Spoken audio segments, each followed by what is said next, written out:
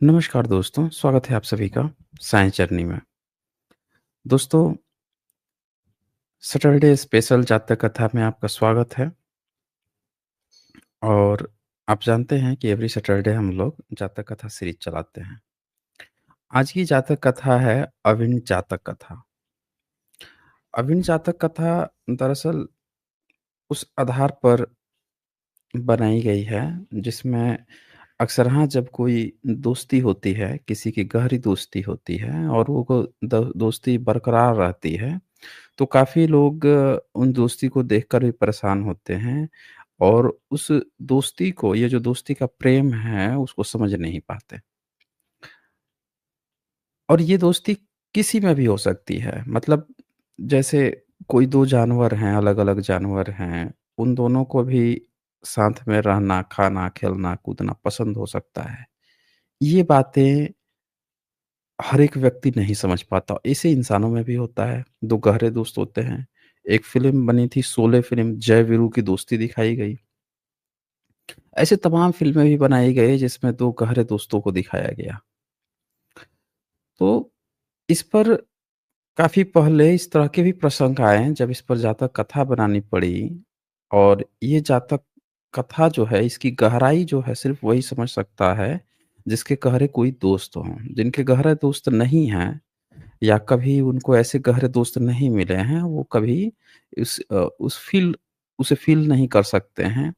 दरअसल इसमें जो दिखाया गया है बेसिक चीज़ जो इसमें बताई गई है, वो दिखाई गई है कि जब 2 गहरे दोस्त हैं और उनमें से अगर कोई एक भी बिछड़ जाए, कोई एक साथ ना हो या सामाजिक बंदिश हो या जैसे भी अगर बंदिश आ जाए, तो दूसरे में दूसरा जो व्यक्ति होता है उसमें जो उसकी तड़प है, उसका जो उसकी बेचैनी है या वो जो उसकी फीलिंग्स है, उस फीलिंग के कारण वो खाना-पीना तक छोड़ सकता है। वो अ अ, अपने सारी चीज़ें जो अब तक उसकी नॉर्मल चली आ रही थी, वो सारी चीज़ें हट सकती हैं।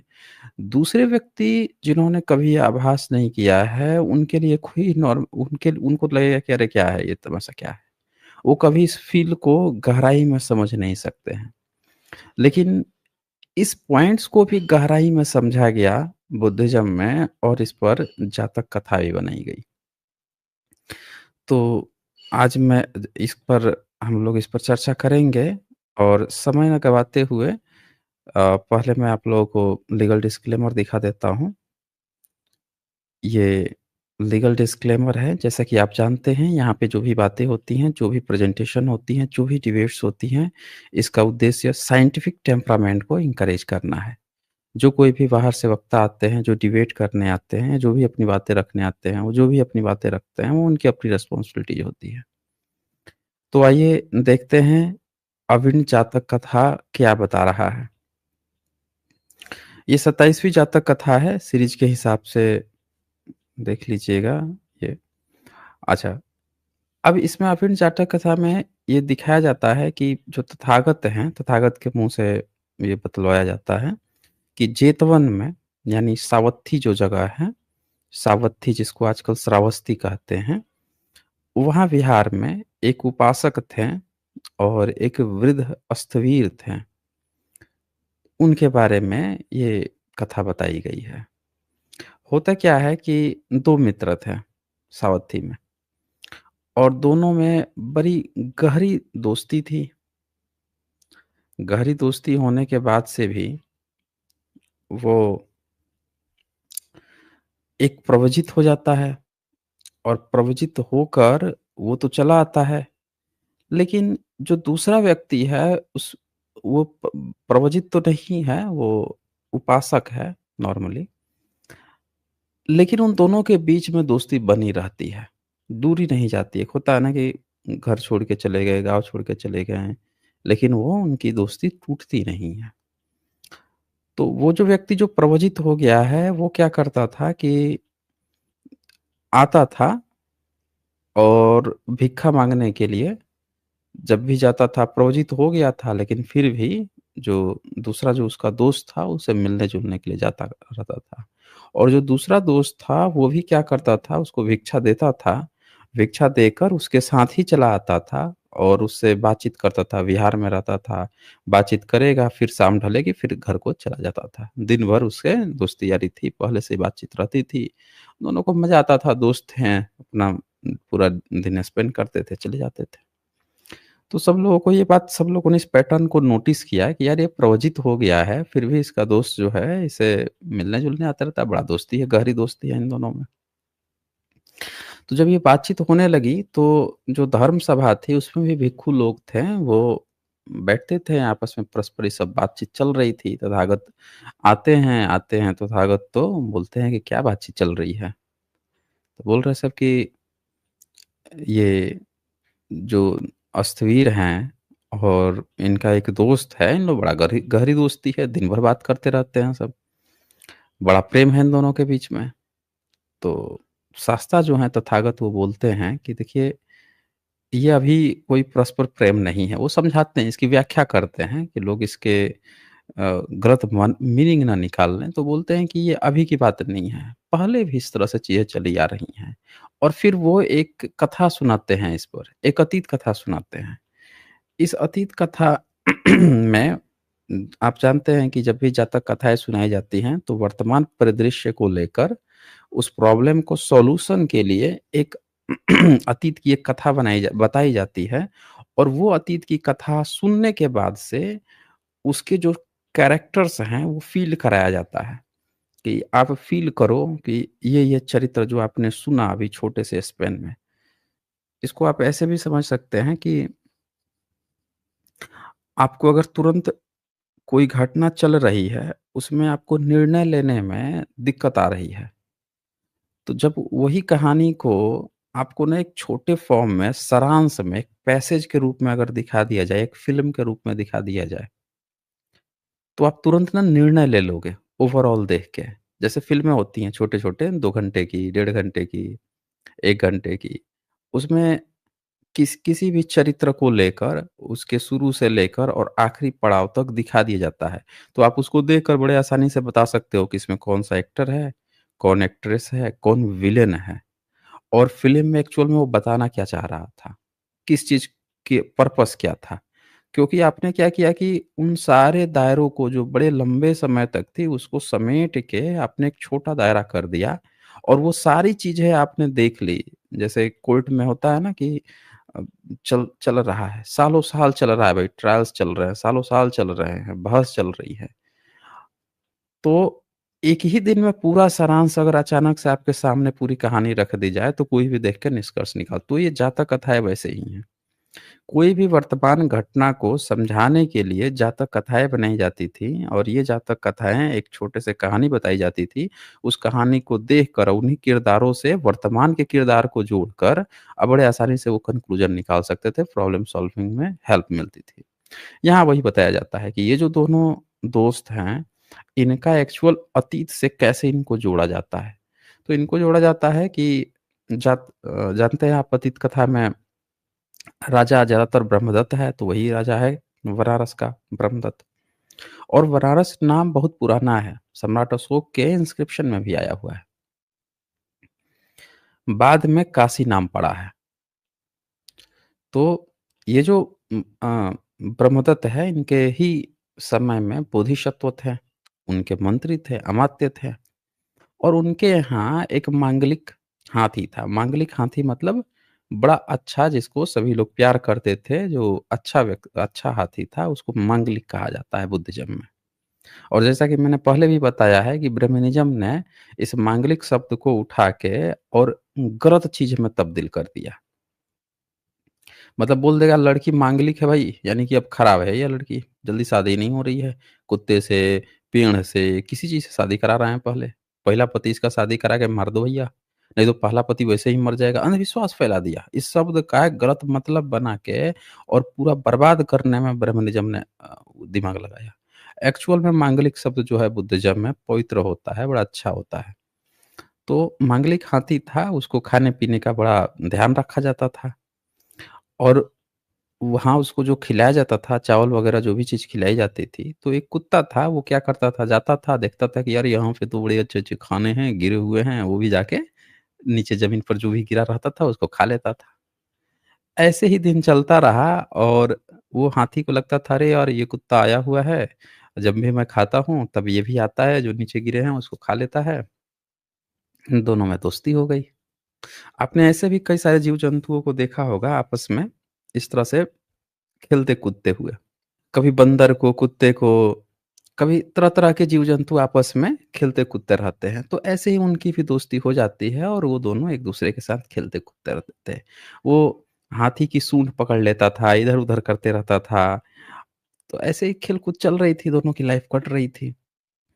अब उन दोनों को आभास नहीं था कि ये जो उनकी दोस्ती थी, ये जो टाइम स्पेंड था एक साथ बिताने का, ये बहुत गहराई में जा चुका था।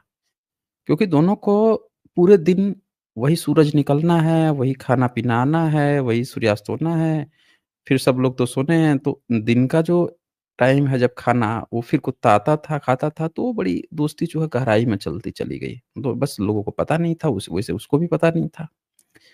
अब यहाँ पे एक ग्रामीण व्यक्ति आता है और जो हाथीवान था, उसको पैसा देता है, कहता है, "ये कुत्ता मैं ले जाऊँगा, मैं इसको पालूँगा।" तो हाथीवान को उससे क्या मतलब है? देख रहा है कि हाँ यार, हमारे यहाँ एक कुत्ता आता-जाता है, ले जा भई जा, ला पैसा दे दे हमको। दे के चला गया।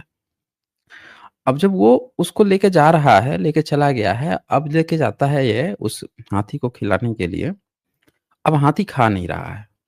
अब हाथीवान बिल्कुल भी कोई भी व्यक्ति जो है, उन दोनों की दोस्ती जो है, गहराई जो है, जो उनका टाइम स्पेन है, उसको समझ नहीं पा रहे हैं। उस दर्द को या उस प्यार को या उस प्रेम को, दोस्ती को समझ नहीं पा रहे हैं और वो बड़ी आसानी से बेच देता है, ख़्याल नहीं करता है उसका। सबको अपने स्वार्थ की पड़ी है ना, इस दुनिया में सबको अपने ही स्वार्थ की पड़ी है, तो वो भी बिल्कुल नहीं सोचता, करता। लेकिन जब वो रिएक्शन देखता है हाथी का कि जो भी खाना दिया जा रहा है, हाथी खाना ही नहीं खा रहा है, बिल्कुल खाना नहीं खा रहा है। उससे कितनी भी अच्छी खाना दो, कुछ भी करो, उसका अब कोई रिएक्शन ही नहीं आ रहा है।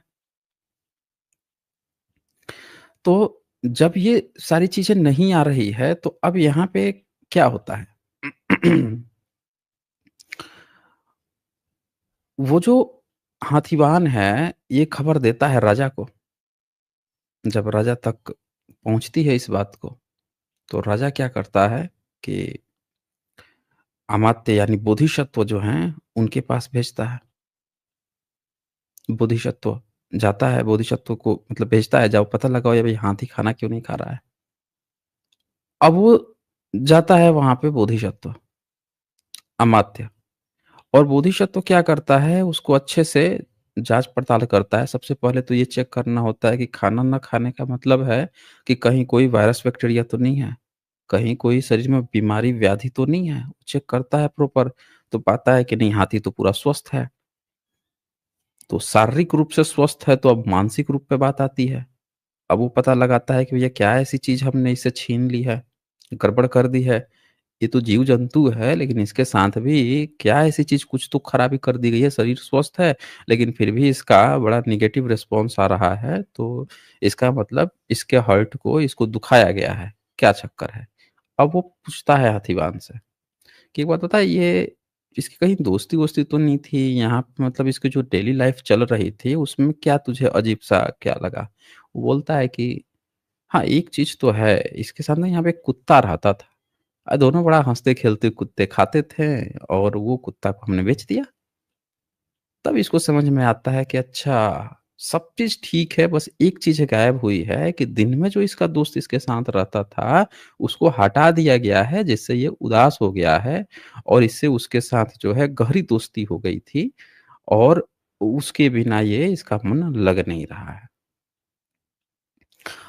अब ये बात को जब पकड़ लेता है वो, तो जाके उसको, राजा को बताता है कि असल में हाथी जो है उसके साथ ये प्रॉब्लम हो गई है। उसका जो दोस्त था, उस दोस्त को बेच दिया गया, हटा दिया गया, जिससे ये प्रॉब्लम आ रही है।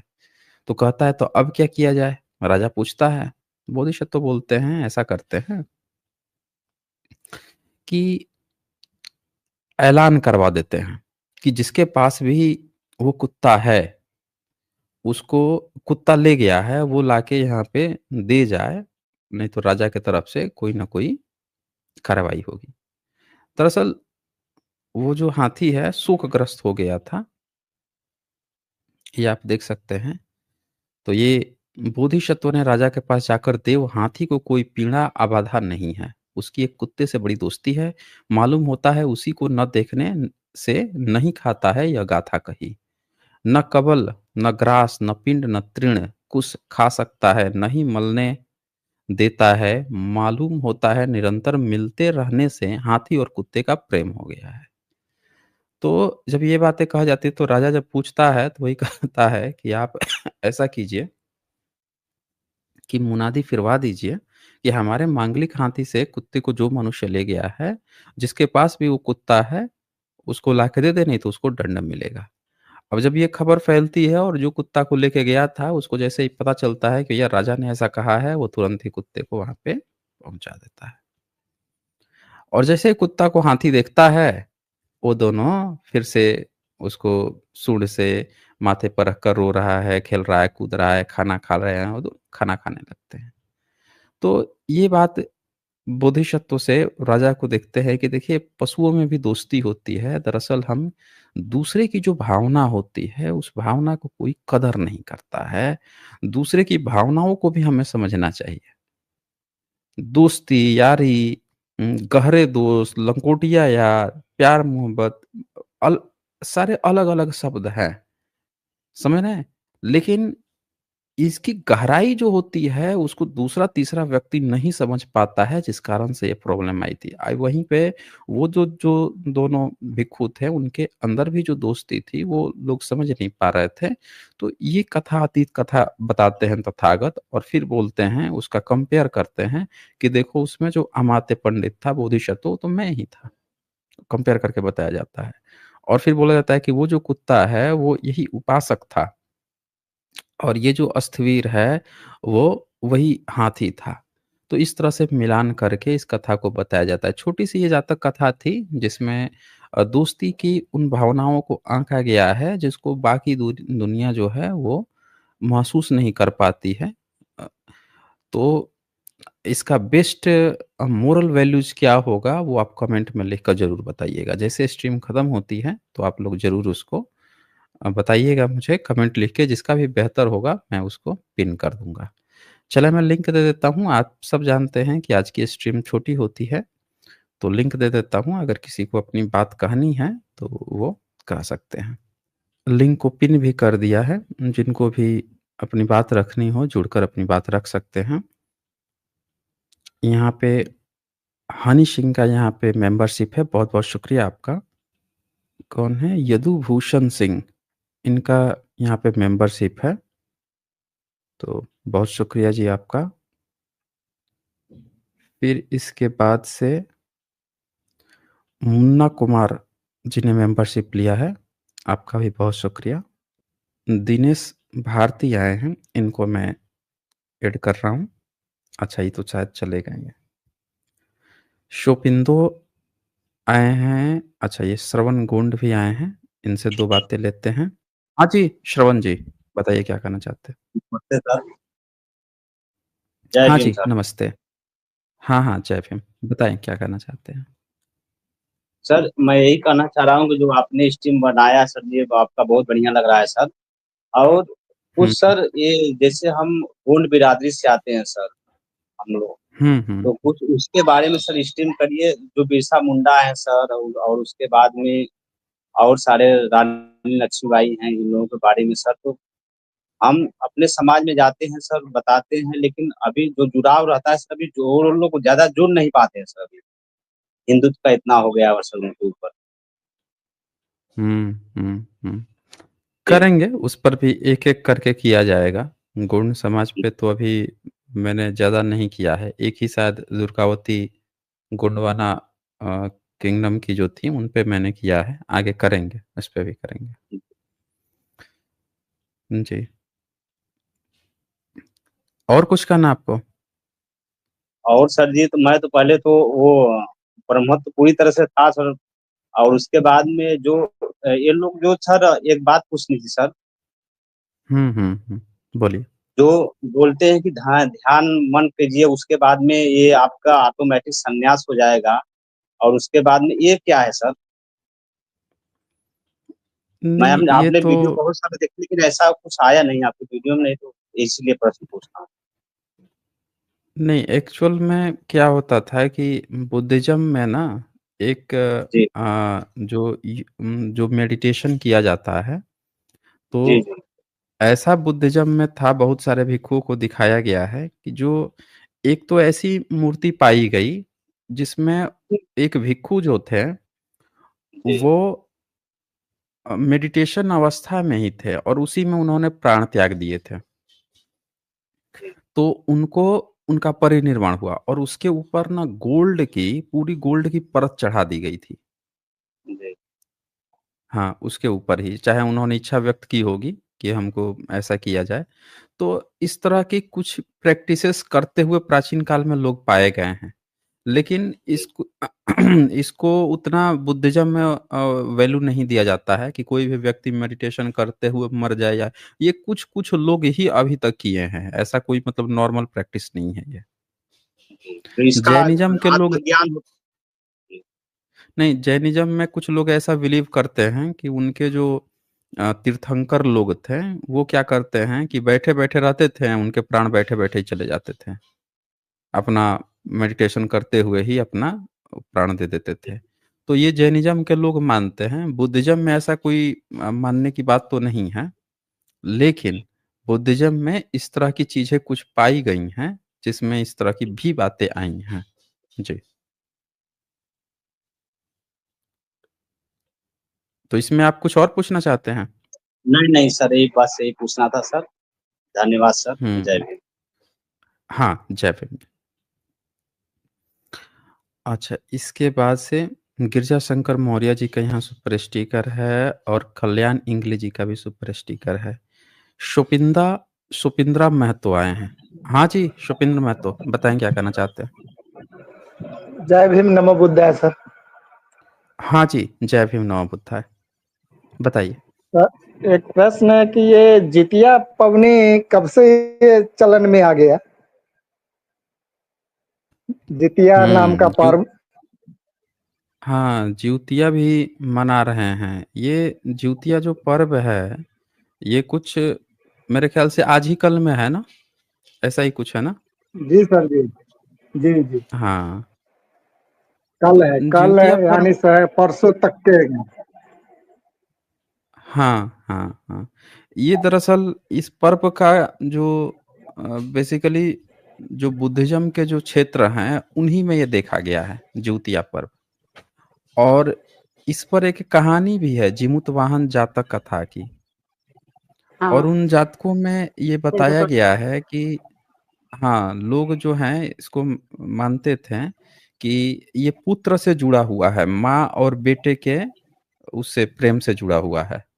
माँ जो है अपने बच्चे को बचाना चाहती है, उसकी ज़िंदगी की उम्र बढ़ाना चाहती है और इसी तरह की एक जातक कथा भी आती है, जिसमें ये दिखाया गया है कि एक राजकुमार आता है और वो जो है प्रवज्ञा ग्रहण कर लेता है धम्म का और वो घूमते जी रहता है। वो बड़ा अच्छा-सा बाँसुरी वगैरह भी बजाता था। बाद में उसको ये बात पता चलती है कि यहाँ पे एक माँ रो रही है और वो जो माँ जो रो रही है, उसका वो पता लगाने की कोशिश करता है, तो पता चलता है कि उसका एक ही बेटा है और उस बेटे का टर्न है, वो जाएगा वहाँ पे जो एक पर्वत है उस पर जाएगा, वहाँ पे एक गरुड़ रहता है जो उसको पकड़ के खा जाएगा। तो और चूँकि वो पहले किसी को भी मार के खा जाता था, तो एक डील हो गई थी कि हम एक-एक व्यक्ति को भेजेंगे वहाँ पे और तुम एक-एक को ही मारना, इससे जो जब तक ज़िंदा रहना चाहता है तब तक रहेगा। तो इस बार टर्न उसके बेटे का था, उस माँ के। जी तो वो जब राजकुमार को ये बात पता चलती है, तो वो सोचता है कि मैं तो प्रवज्ञा ग्रहण किया हूँ, मेरा तो आगे-पीछे कोई है नहीं और ये माता का मतलब उसको एक बोधिसत्व की तरह दिखाया गया है। तो जी। वो ये सोचता है कि क्यों ना मैं जो है, मैं ही चला जाऊँ।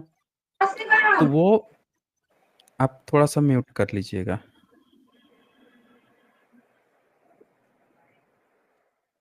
तो वो क्या हाँ, वो क्या करता है कि उसकी जगह पे वो चला जाता है। जब वो जाता है वहाँ पे, तो वो जो गरुड़ होता है, वो आता है उसको खाने के लिए और जब उसको खाने के लिए आता है तो ये इससे उसकी बातचीत होती है।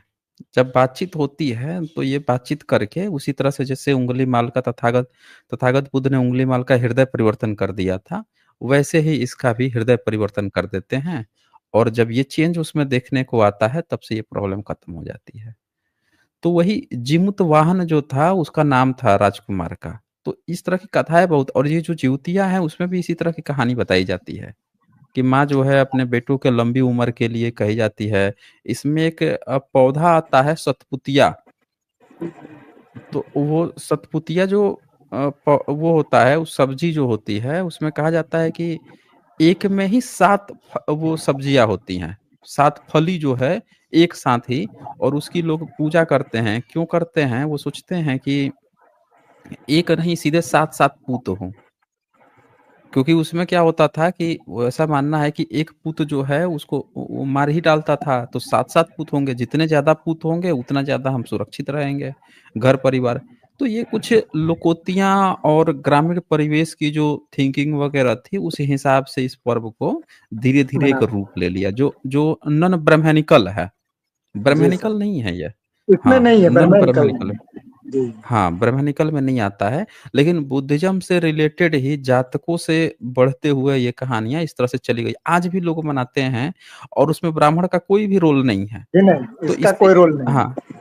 हाँ, इससे ये भी पता चलता है कि आज भी भारत में जितनी प्रथाएँ हैं, उसमें जो मेन-मेन मुख्य-मुख्य जो पर्व त्योहार थे, उसमें ब्राह्मणों ने सब खुद से घुसपैठ की या कहानियाँ जी बदली हैं। सर, जी सर, हाँ, खुद से पैच करके अन्यथा घुसपैठ करके कहानी चेंज किया है। चेंज किया है। अन्यथा ये सारी चीज़ें जो हैं ऐज़ इट इज़ भारत में जो बुद्धिस्ट लोग हैं, उनके घरों में परंपराओं में चलती चली आ रही है, समय के अनुसार। ठीक है, शुपिंदर जी। ओके।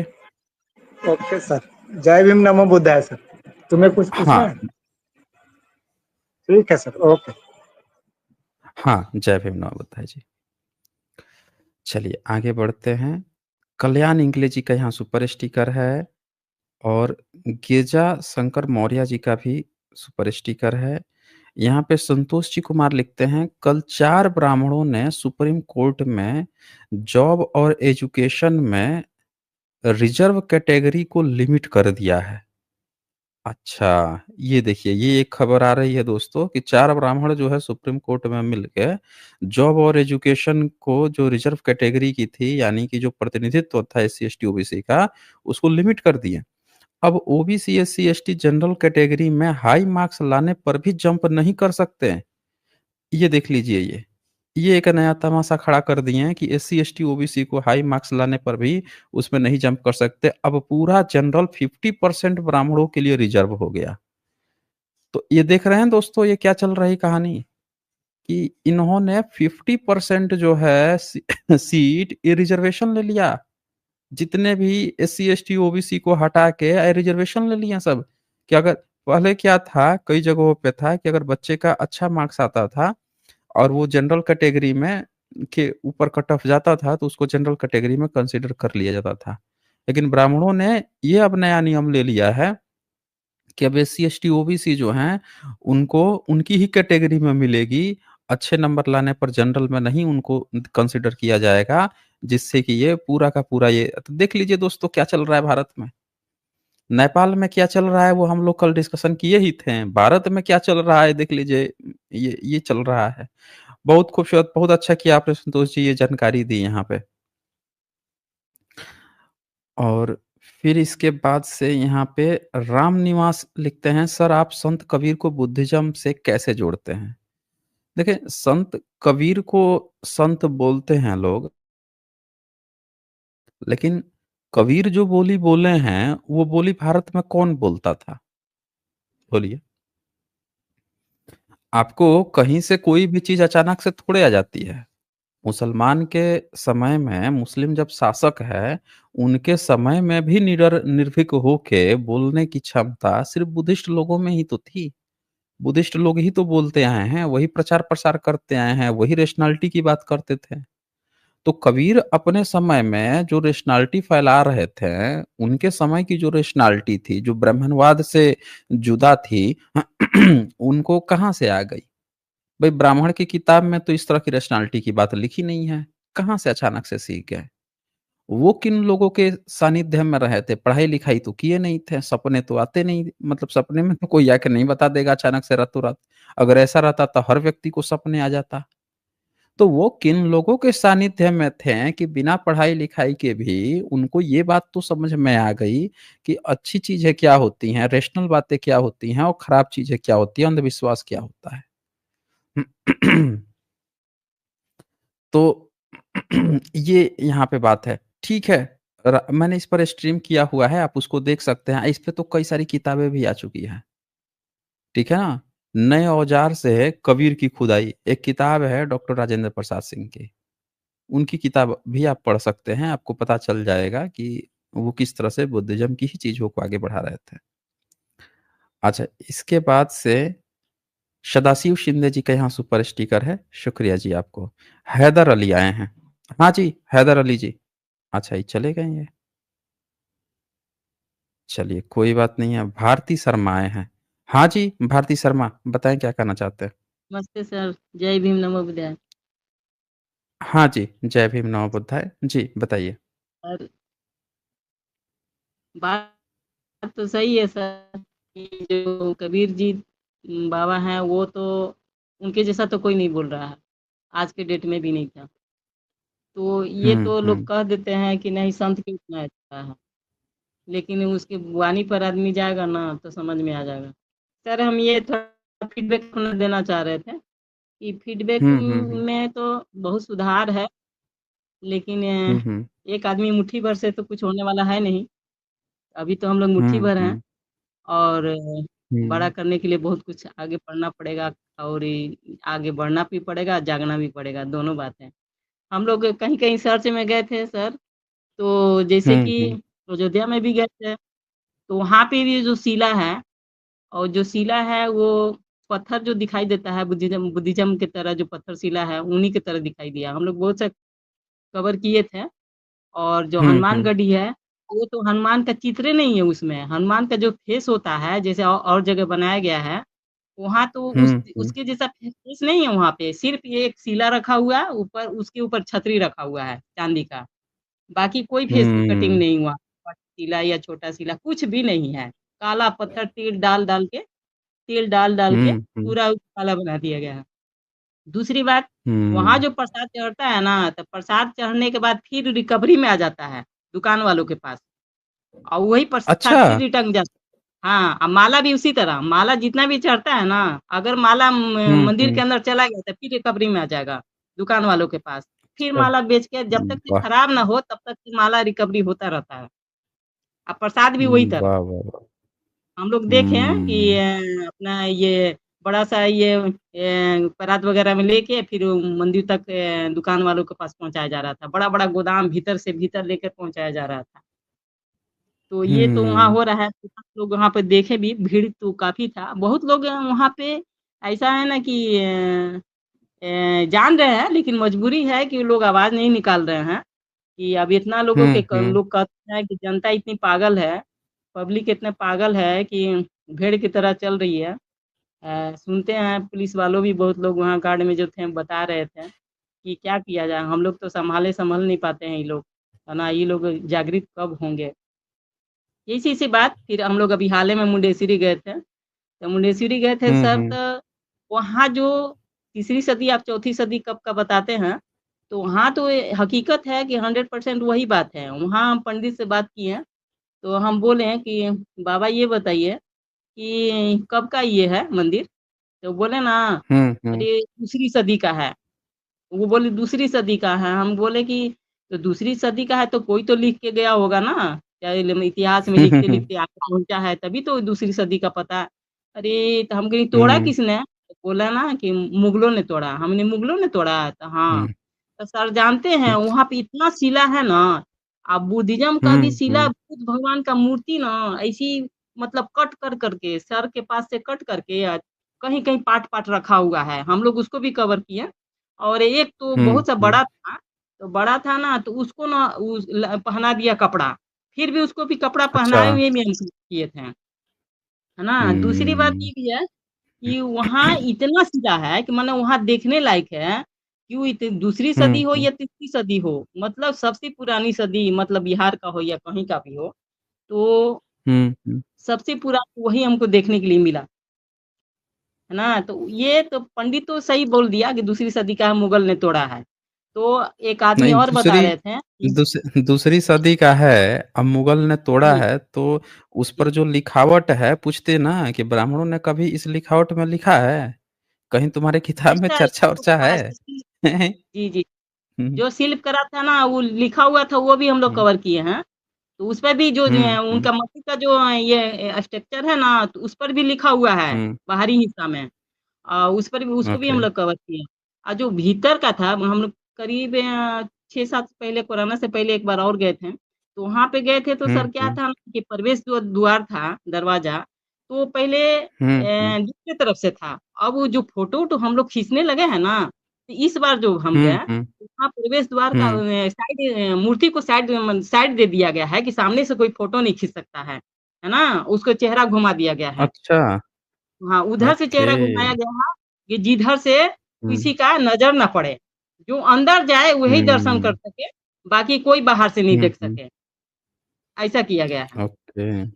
हुँ, हकीकत यही है हुँ, सर हुँ। कि हाँ, 100% जो उनको आप बताते हैं पूरी हाँ, बात है, वो सच बात है। बुद्धिज़्म का है, सारी चीज़ें बुद्धिस्ट की हाँ, हैं, इनका अयोध्या, मुंडेश्वरी सब पर्दाफ़ाश हो चुका है ना। अब ये जानबूझ के ढक रहे हैं, जैसे भारत की जिस दिन जनता जाग गई, उसी दिन इनको जी। छोड़-छोड़ के भागना पड़ जाएगा सारा चीज़। सारा अपना यूरेशिया में भागेंगे वहीं पे, क्योंकि ये सारी नहीं चीज़ें सर, बुद्धिज़्म की अभी है ना। पब्लिक को लोगों जागना की पड़ेगा ना सर। हाँ, वही बोल रहा हूँ ना कि जब पब्लिक जागेगी, उसको पता चलेगा कि ये सारी चीज़ें तो हमारा है, हमारी ही चीज़ें कब्ज़ा करके हमको ही उल्लू काट रहा है। ये इसका एहसास जब तक होगा तभी ना। लेकिन कहा क्या कहा जाता है? कहा यही जाता है ना कि जब तक सारी चीज़ें खत्म नहीं हो जाएगी, सबसे बर्बाद नहीं हो जाएगी, तब तक ओबीसी को बुद्धि नहीं आती है। एससी-एसटी तो थोड़ा जागरूक भी हो रहे हैं, लेकिन ओबीसी का बहुत बड़ा तादाद मात्रा सोया हुआ है। तो ओबीसी बहुत, जिस बहुत दिन जाग जाएगा, हाँ, जिस दिन जाग जाएगा, उसी दिन ये सारा चीज़ जो है भारत में इक्वालिटी जो इक्वालिटी की हुँ, बात आ रही है ना, वो मिलनी शुरू जी, हो जाएगी। क्योंकि हुँ, ओबीसी बताइए एक राज्य का एग्ज़ाम्पल देता हूँ मध्य प्रदेश।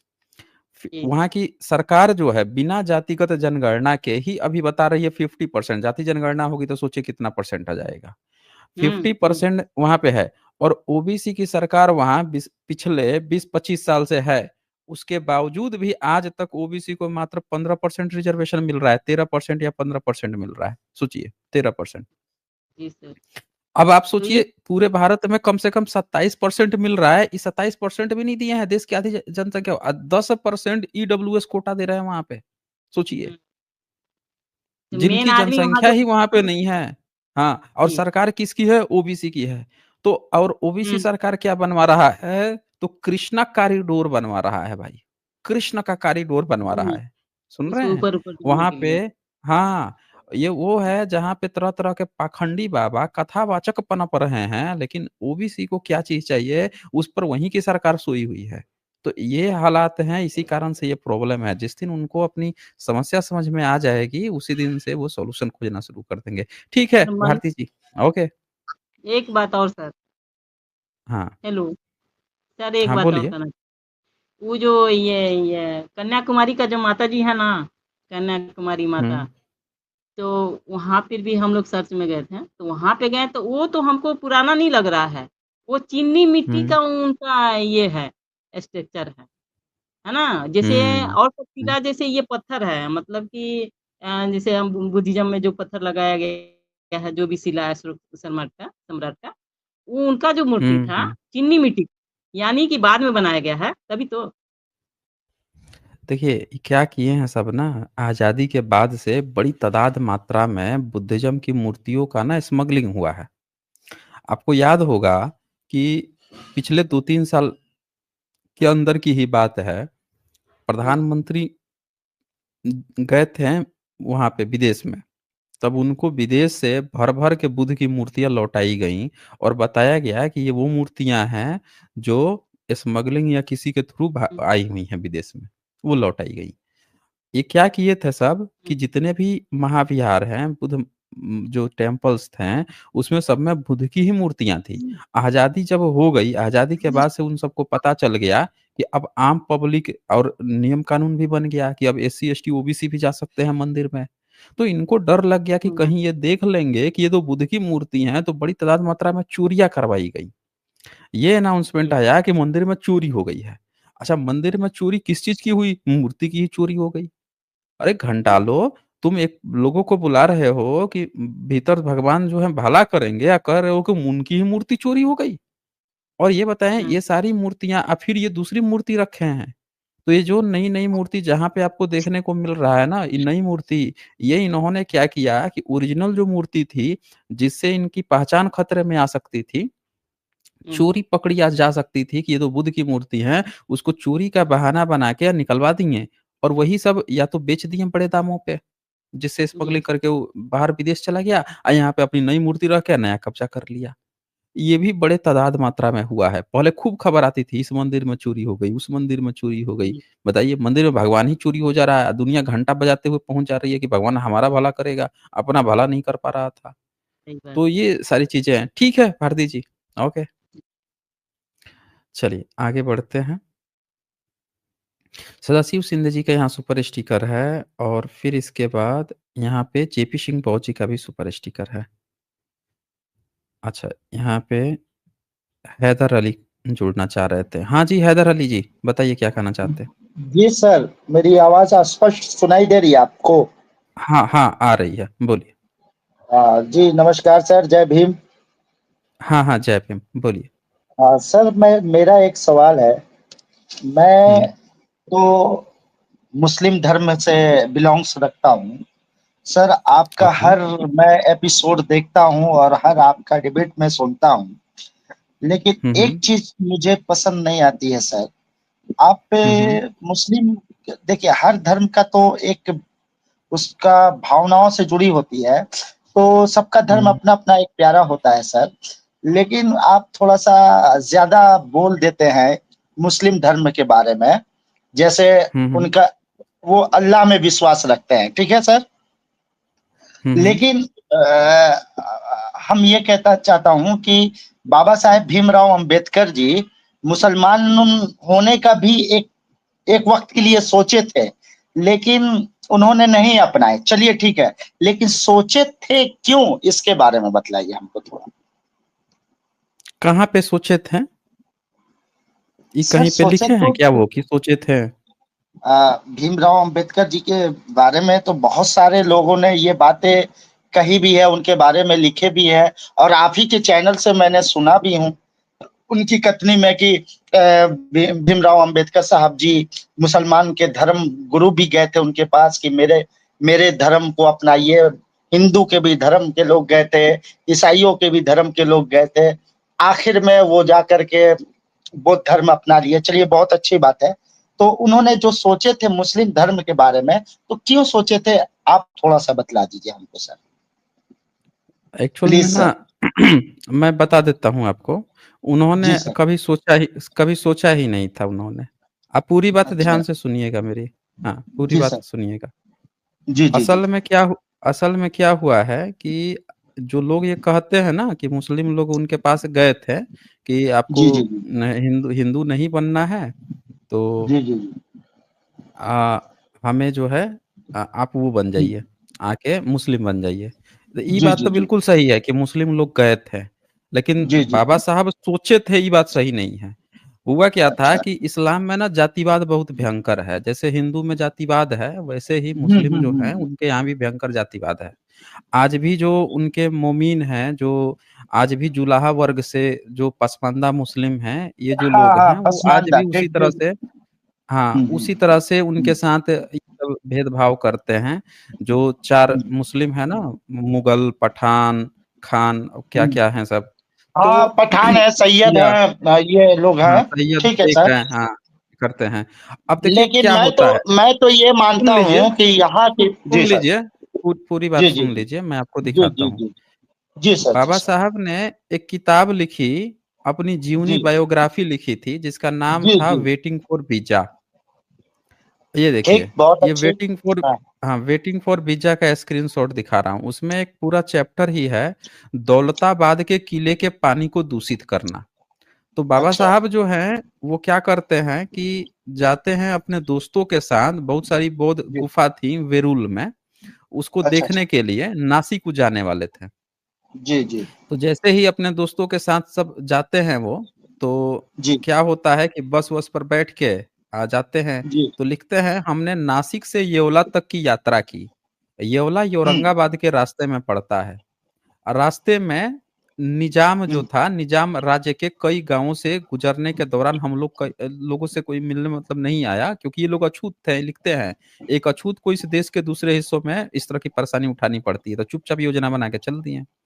तो जब ये लोग गए जी, हैं तो दौलताबाद में एक किला था, तो इन लोगों ने तय किया कि हम लोग यहाँ ना चाय पानी पीने का बहुत मन था, तो हम लोग जी, दौलताबाद किले को शाम होने से पहले ठीक देखना भी चाहते थे, इसीलिए हम लोग किले के लिए जी, निकल पड़े। अब जब वो जाते हैं वहां पे तो लिखते हैं कि ये रमजान का महीना था जिसमें मुसलमान व्रत रखते हैं। फाटक के जी, ठीक बाहर एक छोटा जी, टैंक पानी से लबालब भरा था। उसके किनारे ठीक, पत्थर का रास्ता भी बना था। जी, यात्रा के दौरान हमारे चेहरे, शरीर, कपड़े धूल से भर गए थे। हम सब हाथ ठीक, मुंह धोने का मन हुआ, बिना कुछ खास सोचे हमारी पार्टी के कुछ सदस्यों ने अपने पत्थर हुँ, वाले किनारे पर खड़े होकर हाथ मुंह धोया। इसके जी, बाद हम फाटक के किले के अंदर गए। वहां हथियारबंद जी, सैनिक खड़े थे। उन्होंने बड़ा सा फाटक खोला, हमें सीधे आने दिया। हमने ठीक, सुरक्षा सैनिकों के भीतर आने के तरीके के बारे में पूछा था कि जी, किले के भीतर कैसे जाएं। इसी दौरान एक बूढ़ा मुसलमान सफेद दाढ़ी लहराते हुए पीछे से चिल्लाया, आया हुँ, धेड़, थेड़, हुँ, अछूत, तुमने टैंक का पानी गंदा कर दिया। जल्दी ही ठीक, कई जवान और बूढ़े मुसलमान जो आसपास थे हुँ, उनमें शामिल हो गए और हमें ठीक, गालियां देने लगे। थेड़ों का अच्छा, दिमाग खराब हो गया है। थेड़ों को अपना हाँ, धर्म भूल गया है कि उनकी औकात क्या है। हुँ। स थेड़ों को सर, सर, सबक स्टॉप, सिखाने की स्टॉप, जरूरत सर, है। सर, जस्ट अ उन्होंने मिनट, डराने स्टॉप। वाला रवैया अख्तियार कर लिया। बोलिए, सर, सर, स्टॉप, स्टॉप। मैं बोलिए। आपकी बात से सहमत यहाँ पर इसलिए नहीं हूँ कि ये बात हमने 9 क्लास की बुक में पढ़ा था। जब वो वेल जाति से संबंध रखते थे, तो ये रवैया उनके साथ जो घटना घटी थी, ये तो वहाँ के लोगों में जो है तो स्वर्ण जाति के लोगों में घट रही थी कि वो जा रहे थे अपने गाँव और बैलगाड़ी पर नहीं बैठने दिए थे और उनको किनारे स्टेशन पर खड़ा कराया गया था। सर, आप दूसरी तरफ सिनेरियो बनाकर बतला रहे हैं सर, हमको लगता है। इसका रेफरेंस दीजिएगा खैर, सर हमको। वेटिंग फॉर वीजा किताब आप खरीद लीजिए। अगर आपको हिंदी में पढ़ने में प्रॉब्लम होती हो ना, तो इंग्लिश में खरीद लीजिएगा। और उसमें नहीं एक सर, कहानी मैं नहीं है। पढ़ लेता हूँ सर, सुनिए, हिंदी पढ़ नहीं लेता नहीं, हूँ, सुनिए। हाँ, पढ़ हिंदी पढ़ लेते हैं लेता ना हूँ हाँ, तो मैं हिंदी सर। में ही दिखा रहा हूँ। हिंदी में ही दिखा जी, रहा हूँ। अब जी, ध्यान से सुनिएगा। जो आप जी सर, बैलगाड़ी वाली बता रहे हैं ना, वो भी जी इसमें सर, कहानी है। कि जी, बैलगाड़ी से जब जा रहे थे, जब वो हाँ, छोटे थे, हाँ, अपने भाई बहन के जी, साथ जा रहे थे, जी, तब उनके अच्छा, साथ जो हाँ, है हाँ, यही, भेदभाव हुआ यही, था, यही पानी बात। नहीं। हाँ, वो भी है देखिए, जो उसमें बात सत्य इसमें। रहेगी सर, मैं मानूँगा, जो सत्य नहीं रहेगा उसको मैं आप पर बोलूँगा कि सर यहाँ पर थोड़ा-सा मिस्टेक है। नहीं नहीं, आप, कोई मिस्टेक की बात नहीं है। आप क्या किए हैं, जी, एक कहानी तो सुने हैं, अपना वाला कहानी जी। नहीं सुने ना, जहाँ मुसलमान भेदभाव किया है। अब यहाँ पे अच्छा, क्या नहीं होता सर, है कि हमको तो वो लगता है ना सारी सर कि उनके मुसलमान बचपन में, एससी-एसटी को सुन जितना लीजिए। गले लगा कर रखे थे सर, हम्म, नहीं नहीं नहीं, एक उतना मुसलमान हमको कभी कहीं एससी भी एसटी को गले नहीं जाति लगाता। में बिल्कुल देखिए, सर जी, मुसलमान, आप थोड़ा-सा देखिए सुनिए सर, ध्यान सुनिए, से नहीं देखिए। नहीं, सुनिए सुनिए, मेरी बात सुनिए। मुसलमान एससी एसटी को गले नहीं लगाता है। उसको कोई जरूरत है, मुसलमान को जब राजनीतिक जरूरत थी, उसको जब ये समझ में आया कि हमको अपना वर्चस्व बनाए रखने के लिए हमको इनका समर्थन लेना है, तब वो उनकी थोड़ी बहुत बात कर लेता है। अन्यथा हकीकत ये है कि आज भी इस्लाम में जो लोग, जिनको आप अछूत कहते हैं, जिसको थेड़ कह रहा है, जो लोग भी मुस्लिम बन गए थे, उनके साथ आज भी वैसा ही रवैया है। आज भी कोई पसमानदा समाज से, आज भी जो एससी एसटी से, जो समाज से जो बने हैं मुस्लिम, उनके यहाँ कोई बड़ा लीडर ये पनपने नहीं दिए हैं। जब संविधान सभा में बात हो रही थी, बाबा साहब अम्बेडकर भी कहते थे कि मुस्लिम्स को रिजर्वेशन मिलना चाहिए, क्योंकि वो जानते थे कि मुस्लिम में हमारे एससी एसटी भाई ही बने हुए हैं। मुस्लिम, उनको रिजर्वेशन मिलना चाहिए, उनका स्थिति अच्छा होना चाहिए। तब आपका जो मुसलमान जो अपने को ऊंची जाति का मुसलमान कहता था, वो शिक्षा मंत्री बना हुआ था, सीधे-सीधे हाथ खड़ा कर दिया, कहा कि नहीं, हमारा इस्लाम बटेगा नहीं, हम रिजर्वेशन लेने नहीं देंगे किसी भी एससी एसटी जो हमारे यहाँ मुसलमान बना है, क्योंकि वो मुसलमान बन गया है तो हम उसको किसी भी तरह का हक नहीं लेने देंगे। उसको जो है, और यही का हक लेने नहीं दिया इस्लाम के नाम पे। कह रहा है कि इस्लाम में तो सब बराबर हैं, हम अलग से काहे हक दिलवाएँ इनको? तो उस कारण से क्या हुआ कि आज भी उनकी स्थिति बहुत दयनीय है। सच्चर कमेटी की रिपोर्ट आई जिसने बताया कि मुसलमानों की हालात जो है एससी एसटी तबके से काफ़ी ज़्यादा दयनीय हो गई है।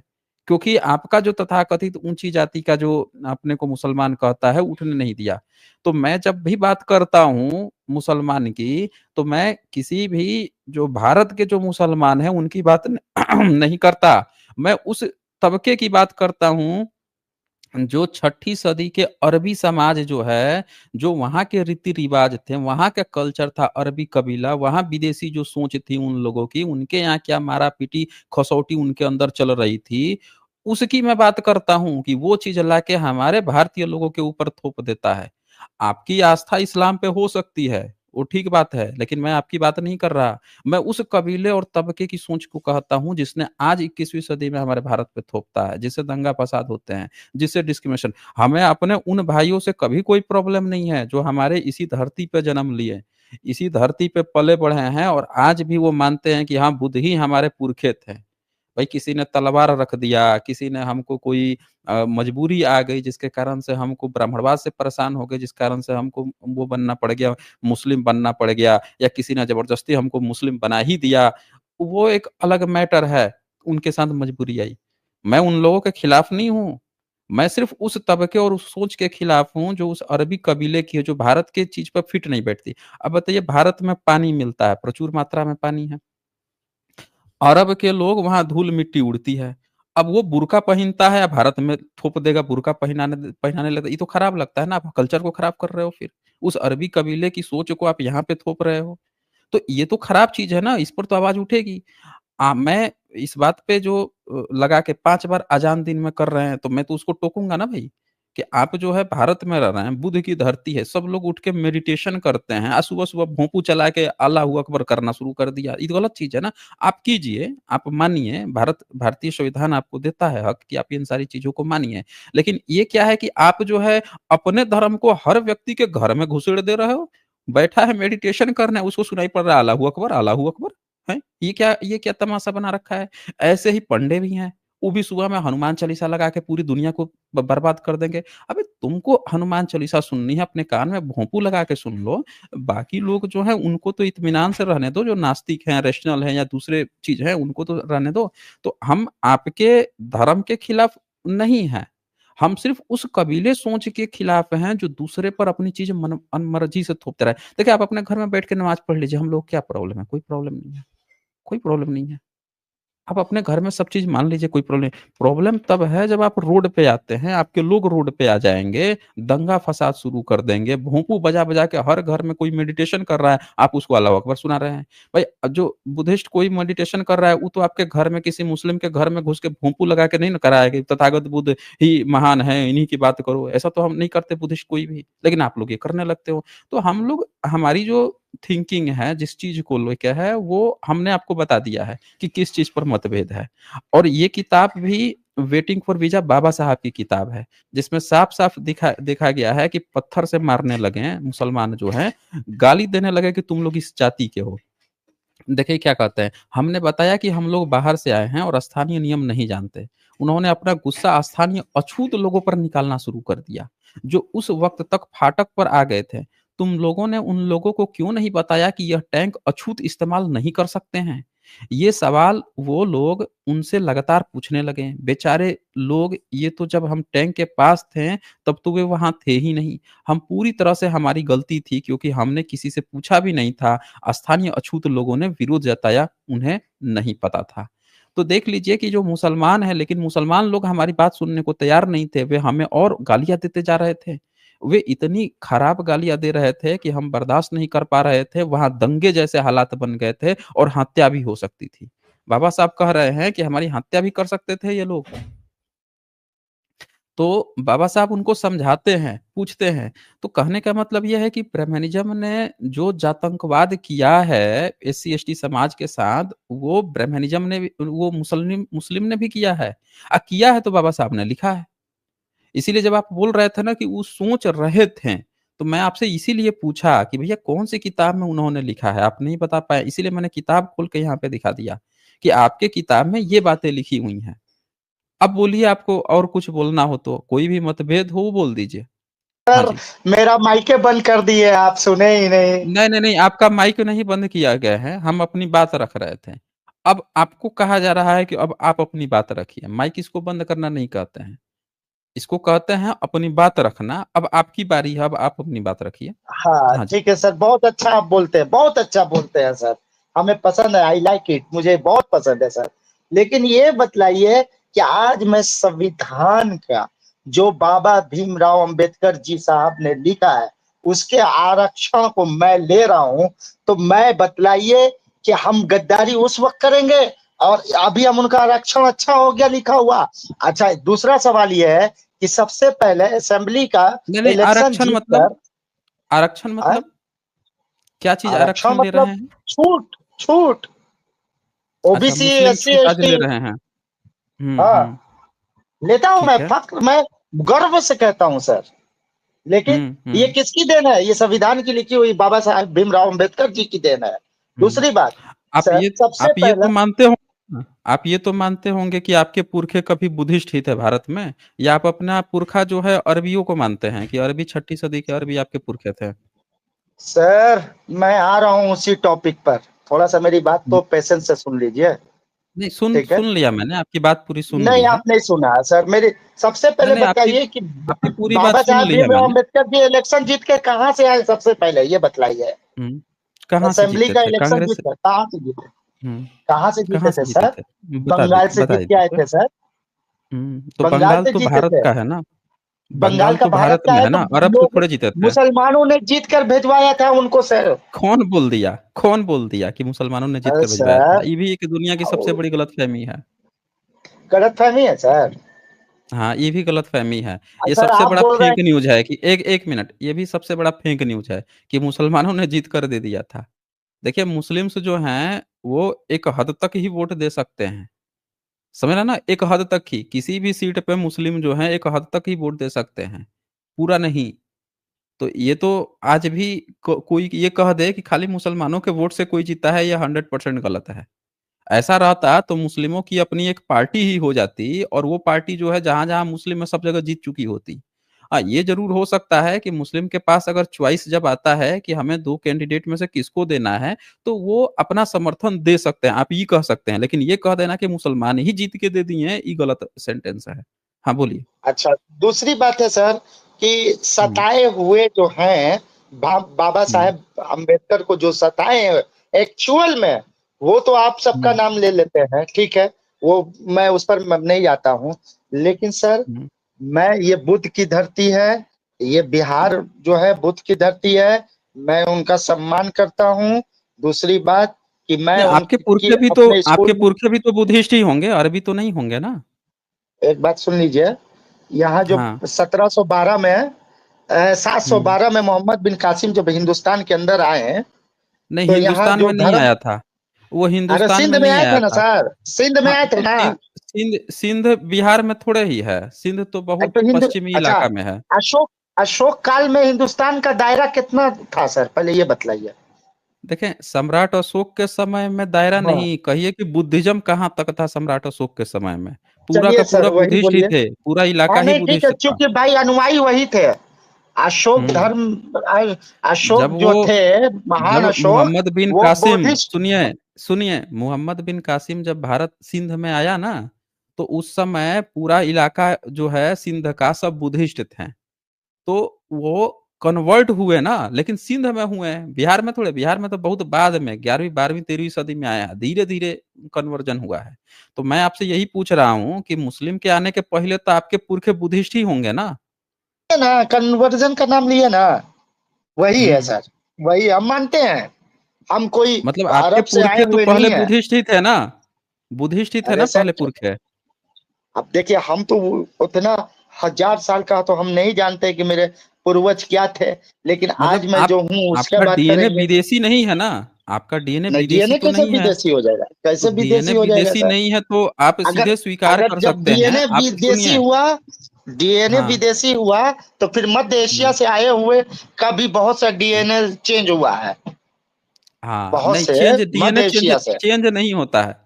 देखिए डीएनए हाँ, कभी चेंज नहीं होता है। डीएनए जो है ना समय के अनुसार उसमें चीजें जो है ऐड होती है। रुक जाइएगा जरा, जरा रुक जाइएगा। देखिए एक बात याद रखिए, अगर आपका डीएनए भारत का है, आप मानते हैं कि आप यहीं के मूल निवासी लोग हैं, तो आप जो हैं कन्वर्ट हुए हैं। कन्वर्ट मुसलमान में दो ही तीन तरीके थे कन्वर्ट होने का। या तो ब्राह्मणवाद से जो परेशान थे वो खुद मुस्लिम्स के पास गए हैं कि हम बहुत त्रस्त हो गए हैं, हमको मुसलमान बना दो, या हमारा खतना उतना कर दीजिए, कलमा पढ़ा दीजिए, तो वो लोग बन गए। या दूसरा तरीका जो था, वो राजा जब हारते थे गर्दन पे तलवार रखता था, सैनिकों के गर्दन पे तलवार रखता था, बोलता था कि बताओ मुस्लिम बनोगे या कट काट दें। तो कहता था कि डर जाता था, तो कहता था कि अब नहीं भैया मुस्लिम में बना दो, जिंदा रहने दो, तो वो मुस्लिम बन जाते थे। यही दो तीन तरीके थे हैं। तो आप, मैं वही पूछ रहा हूँ, ये जब भी तरीके अपनाए गए हैं, इससे पहले तो आपके पुरखे जो हैं भारत के ही रहे होंगे ना, यानी बुद्धिस्ट रहे होंगे। तो इसको स्वीकार कर लेने में क्या दिक्कत है कि भैया हमारे पुरखे जो हैं बुद्धिस्ट थे, हमको जो है किसी कारणवश मुस्लिम बनना पड़ा तो हम कन्वर्ट हो गए। यही तो बोलना है, इसमें क्या बड़ी बात है, बोलिए। नहीं सर, सुनिए मेरी बात, आप एकदम शालीनता से सुनिए, आपकी हाँ बात हम सुन बोलिए। रहे सर। देखिए हाँ सर बोलिए। जी, बुद्ध इसमें महात्मा गौतम बुद्ध जी जो हम हैं, देखिए हम कितना सम्मान से नाम ले रहे हैं, उन्होंने हम्म। कट्टरता नहीं दिखाई है। हाँ उन्होंने, लेकिन पैगंबर साहब ने दिखाई ना, मुसलमान तो दिखाता है देखिए आप कट्टरता। उधर मत जाइए सर, हम्म। उधर मत जाइए सर, उधर नहीं नहीं, जाइएगा तो आपके सर आइडियल थोड़ा जो सा हैं, दिक्कत है। देखिए, नहीं दिक्कत का है। देखिए तथागत बुद्ध भारत के थे, आप भी भारत के हैं, तो तथागत बुद्ध ने कभी कट्टरता नहीं दिखाई। लेकिन कभी किसी का सुना है कि बुद्धिस्ट लोग किसी दूसरे के देश में घुस गए, तलवार रख दिए, कह रहे हैं कि भाई तुझे जीना है तो भाई बुद्धिस्ट बन जा, नहीं तो नहीं। लेकिन आप लोगों ने तो किया यही। आप लोगों ने तो यही किया ना, भारत में मुस्लिम आते हैं, यहाँ सबको बना देते हैं, आज आप अरबियों का पक्ष ले रहे हैं। अरे आपका डीएनए भारत का है, आपके पुरखे बुद्धिस्ट हैं, आपको यहाँ का पक्ष लेना चाहिए ना। आपको कहना चाहिए कि हमको गर्व है कि हम भारतीय हैं, हमको गर्व है कि बुद्ध जो हैं हमारे पुरखे थे। हमारे बीच में कुछ पुरखे जो हैं डर उड़ गए हैं, चाहे कुछ ऐसी परिस्थिति आ गई जिसके कारण से हमको भले ही अरबियों की बात माननी पड़ी, अब वैसी एक परिस्थिति बन गई थी तो हमको वो उधर जाना पड़ गया। लेकिन आपको तो गर्व होना चाहिए कि आप इस धरती से हैं, इसी धरती पर रह भी रहे हैं। फिर भी आप कह रहे हैं कि आप उनके खिलाफ ये बोलते हैं वो बोलते हैं। हम आपके खिलाफ थोड़े बोलते हैं, हम तो कह रहे हैं कि अब सारे भारत में जो रहने वाले सब हमारे भाई हैं। संविधान भी कहता है कि भारत में रहने वाला हमारा सब भाई है। हमें तो सिर्फ उस चीज से है कि जो आप लोग जबरदस्ती दूसरों पर थोपते हैं, और इस प्रॉब्लम को आप समझते नहीं हैं कि ये प्रॉब्लम है। हमने एक अजान का एग्जाम्पल दिया। कोई भी बुद्धिस्ट जो है किसी भी मुस्लिम के घर में भोंपू लगा के अब मेडिटेशन नहीं करता है सुबह में कि उनके घर में आवाज जाए, लेकिन आप लोग ये काम करते हैं। पूरे भारत में ये काम किया जाता है।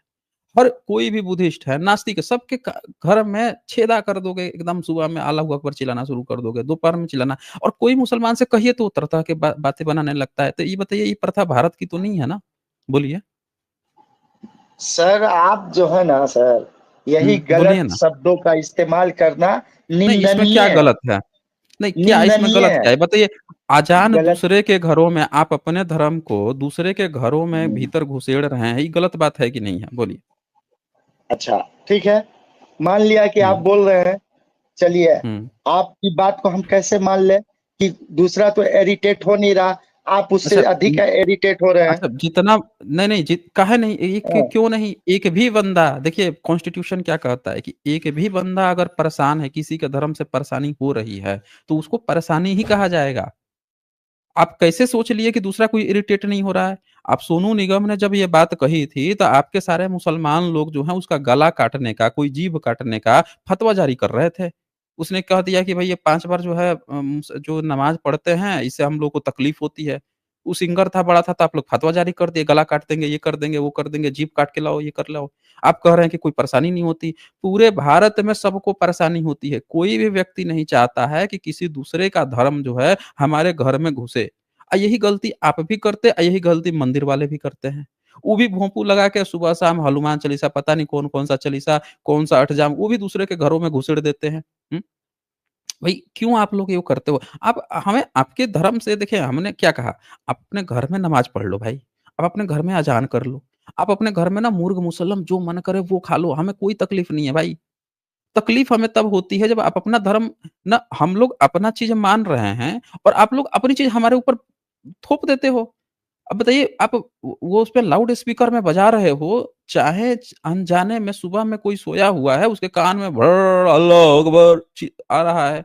ये गलत बात है ना।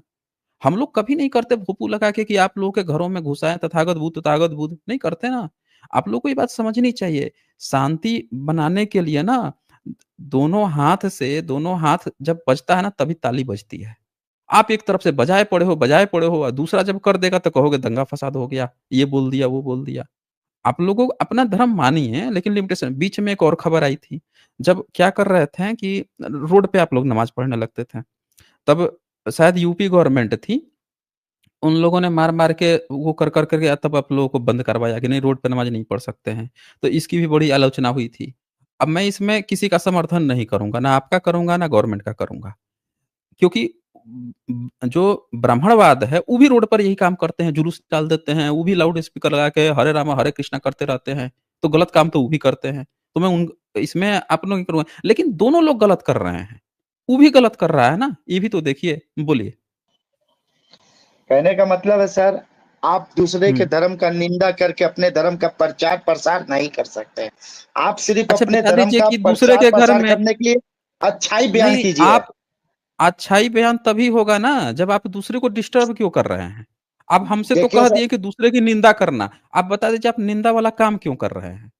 आपको हम जब आपके घरों में घुस के भोंपू लगा के नहीं हम लोग बता रहे हैं कि आप तथागत बुद्ध को ही मानो, जब हम ये काम नहीं कर रहे हैं तो आप जो हैं बाकी के जितने भी भारतीय हैं सबके घरों में आप क्यों घुसेड़ रहे हैं? अल्लाहू अकबर क्यों घुसेड़ रहे हैं? तो आप गलत काम कर रहे हैं ना, जब गलत काम करेंगे तो लोग टोकेंगे। अगर आप लोगों पर जो-जो बातें अच्छा यही ब्राह्मणवाद कर रहा है। हमारी बातें जितनी भी हो रही हैं, उन जिन पहलुओं को उठाया जा रहा है, वो आप नहीं करेंगे तो आप बता दीजिए हमने और कौन-कौन से पहलू में मुसलमान की बुराई बताई है? चलिए लाइन से गिनाइए, क्या-क्या हमने बताया है क्या वहाँ पे गलती नहीं है? तभी ये क्लियर होगा कि आपकी निंदा की जा रही है या सही बात बताई जा रही है। बोलिए। नहीं अब सुन लीजिए सर, हाँ, जितना बोलिए। बाबा साहेब अम्बेडकर जी ने जितनी बात बतलाई है सौम्यवाद हुँ, के लिए कि जैसी-जैसी यातना झेला हूँ मैं, आज हुँ, के एससी, एसटी यातना अगर झेल लेंगे, तो हुँ। वो वाक़ई में पढ़ने-लिखने की तरफ आ सकते हैं, लेकिन आज भी एससी, एसटी को आप कितना कितना पढ़ाई किए सोच हैं? जगा सकते हैं? हैदर जी आप कितना पढ़ाई किए हैं? हम तो ज़ीरो हैं सर आपके सामने। नहीं, नहीं मेरे सामने मत बोलिए। आप एजुकेशन बताइए, भारतीय एजुकेशन सिस्टम में अरे कितना पढ़ाई सर अरे सर हम कुछ नहीं है, ज़ीरो है सर। समंदर के आगे तो कतरे की आप कोई बिसात है? नहीं, हैं? नहीं, नहीं, नहीं। देखिए अच्छा है मोहम्मद सर। साहब कितनी पढ़ाई किए थे? एक बात बोले सर, आप उधर ना जाएँ हुँ। तो बेहतर है। इसलिए कि सर काहे? हम भाई आपका धर्म आप सम्मान करते मानते हैं। हैं, आप धर्म आप मानते हैं, नहीं सम्मान कीजिए। हम देखिए हम बाबा साहब को मानते हैं, तो हम पढ़ाई की बात करते हैं। हम तथागत बुद्ध को बात करते हैं, तो तथागत बुद्ध एनलाइटमेंट किए हैं, पढ़ाई-लिखाई की बात किए हैं। आप मोहम्मद साहब को मानते हैं, तो आप आप भी पढ़ाई की बात करेंगे ना, जितना वो पढ़ाई किए होंगे उतना आप भी पढ़ाई की बात करेंगे। तो इसीलिए तो पूछा हूँ ना मैं, कि बात करने के लिए जब भी हम किसी को अपना आइडियल मानते हैं ना, तो वो जो-जो चीज़ किया है, वो चीज़ हम सीखते हैं। तो अब बता दीजिए आप हमें कि कितना आप पढ़ाई किए हैं? हमारे तो भाई वो बाबा साहब को हम मानते हैं, बाबा साहब तो बहुत पढ़ाई किए हैं। तथागत बुद्ध जो हैं उनको तो एनलाइटमेंट ही कहा जाता है, एनलाइटेंड ही कहा जाता है कि दुनिया के सबसे ज्ञानी वही व्यक्ति थे। तो बताइए मोहम्मद साहब कितनी पढ़ाई किए थे? बोलिए। सुनिए ना, उम्मी थे, वो नहीं जानते थे पढ़ना-लिखना। अच्छा वो नहीं जानते थे। अच्छा हाँ, अकबर कितनी पढ़ाई किए थे? अकबर? अकबर! ए हुँ, सर, अकबर तो हुँ। भाई 14 साल में अनपढ़े था, वो बन गया था बादशाह। राजा बन गया, वो पढ़ाई नहीं हाँ, किया। लेकिन तो सारे मुसलमान स्वर्ण लोग का बाप बना। किसका बाप बन गया? सारे स्वर्ण और राजपूतों का बाप बन गया।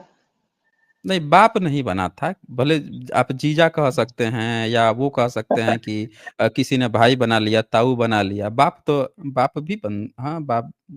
अच्छा, उसका बेटा दादा बन गया था, दादा कह सकते हैं। जहांगीर का तो शादी करवाया था वो, है। लेकिन वो अनपढ़ था ना, ये भी तो देखिए।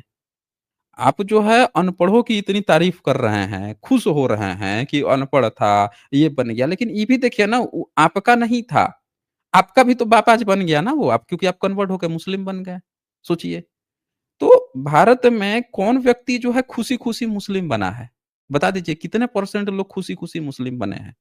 आपको याद है, आपके किसी घर वाले ने बताया है कि आप जब मुस्लिम बने थे, तो खुशी में बने थे या किसी ने तलवार रख दिया था तब बने थे? कैसे आप लोग मुस्लिम कैसे बने थे? हम बोलिए। लोग, अच्छा हुँ, सुनिए सर, हाँ। आप बहुत अच्छी बात करते हो, लेकिन लाइन बाय लाइन हमारी बात को समझने की कोशिश कीजिएगा सर। हाँ, मैं देखिए समझ रहा रांची हूँ, में लेकिन ये जाइए। बताइए ना आप कहाँ अरे पे? बता तो रहा हूँ, सुनेंगे तब ना। आप लाइन बोलिए, बाय बोलिए, लाइन सुन रहा सुनिए। हूँ। हुँ, सर रांची में आप जाइए, आप उनसे हुँ, पूछिएगा कि ईसाई धर्म क्यों अपनाए हैं उन लोग। हुँ। क्या वो तो आप वहां पढ़ाई-लिखाई क्यों के नहीं लिए काम अपना करते लिए हैं? हैं। देखिए, क्यों झारखंड में? वो लोग ना, सुनिए, सुनिए, मैं बता रहा हूँ। ईसाई जो है ना, ईसाई ना एजुकेशन पर ध्यान दिया है। लोग ईसाई बने हैं, उसका जो मेन कारण था कि ईसाइयों ने जिस आदिवासी समाज को सबने अछूत बना दिया था, एक तरह से उनको बायकॉट कर रखा था, तो ईसाई उनके यहाँ एजुकेशन लेके गए। इस उन लोगों ने उनको ये बताया कि तुम पढ़ लिख लोगे, तुम्हारी नौकरी, तुमको हम विदेश भेजेंगे, तरह-तरह के लालच दिए हैं। उसमें से कुछ लालच को सही भी करके दिखाएँ, तब लोगों का भरोसा पड़ा, तब लोग गए। अब देखिए वहाँ पे हिंदुत्व ग्रुप घुस रहा है, वो सबको हिंदू बना रहा है, उसको लग गया है कि नहीं हमको हिंदू बनना चाहिए, तो वो हिंदू बना रहा है। मुस्लिम लोग नहीं जा पाए, मुस्लिम लोग उन आपके अकबरनामा जो अबू फैजल ने लिखा है, उसमें लिखा है कि आदिवासी को नीच जाति ब्राह्मण कहता है, उनको नीच जाति मानते हैं। लिखा हुआ है उसपे, आपकी किताब में लिखा हुआ है कि आप लोग नीच जाति मानते थे। आप भी तो नहीं गए वो बनाने के लिए। तो यहाँ पे बात ये है ना कि कोई भी व्यक्ति कुछ बना है तो उसको कुछ लालच दिया गया है, तब वो बना है। मैं वही चीज़ आपसे पूछ रहा हूँ कि आपके यहाँ तो एजुकेशन भी नहीं था। मुसलमान तो ये भी नहीं कहता है कि भई हमारे यहाँ एजुकेशन की बात है, हम एजुकेशन देंगे तो आओ मुसलमान बन जाओ। मैं सिर्फ़ ये जानना चाहता हूँ कि आपके पुरखों पर ऐसी क्या परिस्थिति आ गई थी जिसके कारण से आपको मुस्लिम बनना पड़ गया? जी। हम ये वही तो मैं पूछना चाह रहा हूँ कि आखिर कौन से आप लोगों ने काम नहीं किया, परिस्थिति ऐसा क्यों दी है कि सारे झारखंड के एससी एसटी कन्वर्ट होकर के ईसाई बन गए, क्यों? आप बोल रहे हैं एजुकेशन ये देखिए, एजुकेशन। अच्छा देखिए, देखिए हैदर अली जी, अब ये बात पता है आप कैसे कह रहे हैं? ये बात वैसी होगी कि बातों को ना खेतों में लेकर चले जाना, हँसुए की शादी में खुरपे का गीत लेके जाना। इससे ये कैसे साबित होगा कि आप जब मुसलमान, आपके पुरखे जब मुस्लिम में बने थे, वो पता कैसे चलेगा? आप कह देंगे देखिए वो ईसाई बन गया, वो देखिए वो सिख बन गया, वो देखिए वो यहूदी, आप तरह-तरह के नाम ले लेंगे। इससे आप आपके पुरखों पर ऐसी क्या चीज़ बीती थी? क्या वो डर गए थे? क्या किसी ने तलवार रख के कहा था कि गर्दन काट देंगे बन जा मुस्लिम? मतलब क्या ऐसी चीज़ हुई थी या ब्राह्मणवाद से तंग आ गए थे? मतलब क्या ऐसी परिस्थिति आ गई थी जिससे आप बने थे? आपने कभी पता लगाया है इसका? बोलिए। ईसाई पे आप क्यों नहीं बोलते हैं सर? हम नहीं, पूछ रहे हैं ईसाई पे आपसे। बोलते हैं, बिल्कुल, बिल्कुल, ईसाई पर तो सबसे ज़्यादा पोल खोली है हम लोगों ने। ईसाइयों की पोल बहुत ज़्यादा खोली गई है, आपको नहीं पता है। लेकिन देखें हैदर अली, आप भाग रहे हैं। इससे पता चलता है कि आपके चलिए, अब मैंने बहुत समय दे दिया आज, चलिए। आपको और बात करनी होगी ना, तो आप क्या कीजिएगा कि उस रैशनल वर्ल्ड पे संडे को आ जाइएगा, वहाँ पे बैठ के आराम से डिटेल्स में बात करेंगे। आज छोटा स्ट्रीम रहता है ना, तो आज बहुत समय दे दिया मैंने आपको। आप और एक चीज़ और, जब आपसे बातचीत हो रही, आप अपना इतिहास पता कीजिए ना। देखिए, पढ़ाई-लिखाई की आप जिसको आइडियल बनाइएगा वैसा सीखिएगा। मैंने आइडियल बनाया तथागत को, मैंने आइडियल बनाया बाबा साहब को, पेरियार को, फूले जी को। तो मेरे जो भी आइडियल होंगे पढ़ाई-लिखाई की बात करेंगे। मैं सम्राट अशोक को आइडियल मानता हूँ, तो देखिए उनके इंस्क्रिप्शन मिलते हैं, पढ़ाई-लिखाई की बात करके गए हैं। तो जिसको आप जैसा बनाइएगा वैसा बनिए, भागने वाली बात नहीं है, ये प्रैक्टिकल बात है। अगर आप पहले भी हम ही लोगों के भाई थे, पहले भी बुद्धिस्ट ही थे, तो आप फिर से भी बुद्धिस्ट बन सकते हैं। इसमें कोई बड़ी बात थोड़ी है कि सुबह का भूला घर को शाम को चला आता है, इसको भूला हुआ थोड़े कहते हैं, भूला हुआ नहीं कहते हैं। ये सब अपने ही ऊपर है। तो आप आइएगा, नेक्स्ट में बात होगी, थोड़ा अपना रिसर्च करके आइएगा कि आपका इतिहास क्या है, ठीक है ना? क्यों आपको बनना पड़ गया? क्या ऐसी परिस्थिति आई थी जिससे ये बन गए और क्या सॉल्यूशन है? और जब बन गए तो आप अरब में क्यों नहीं गए रहने के लिए? भारत में ही क्यों रहना चाहते हैं? ये भी, इस पर भी हम लोग डिस्कस करेंगे। यहाँ पे जगजीवन लाल गौतम जी का सुपर स्टिकर है। फिर यहाँ पे बलवीर सिंह जी यहाँ लिखते हैं, एसचे सर, एचपी उत्तराखंड के सारे ओल्ड टेम्पल्स बुद्धा के हैं। और तो और जितने भी 4 धाम हैं, सब जिनके पीछे नाथ लगा है। बिल्कुल आपने सही कहा है। ये हम लोग पहले से ही बताते आए हैं। बहुत खूबसूरत। और प्यूल बायो यहाँ लिखते हैं, मेरा कजिन सऊदी से आया, कोई सबूत दिखाने के लिए कहा तो उसने मुहम्मद के पद का चिन्ह दिखाया। जब मैंने उसे महाबोधि के बुद्ध पद की फोटो दिखाई तो चौंक गया। हाँ, वही बोल रहा हूँ ना, पूरा डिट्टो कॉपी है, इनको नहीं पता है। चले आगे ही आएंगे तब उनसे बात होगी, तब वहाँ पे हम लोग इस पर चर्चा करेंगे। अच्छा ठीक है दोस्तों, आज फिर हम लोग यहीं पे क्लोज करते हैं। आप लोग अपना ख्याल रखिए, अपनों का ख्याल रखिए, और फिर हम लोग मिलते हैं संडे को 7 PM पे रेस्ट वर्ल्ड पे। बहुत-बहुत शुक्रिया आप सभी का।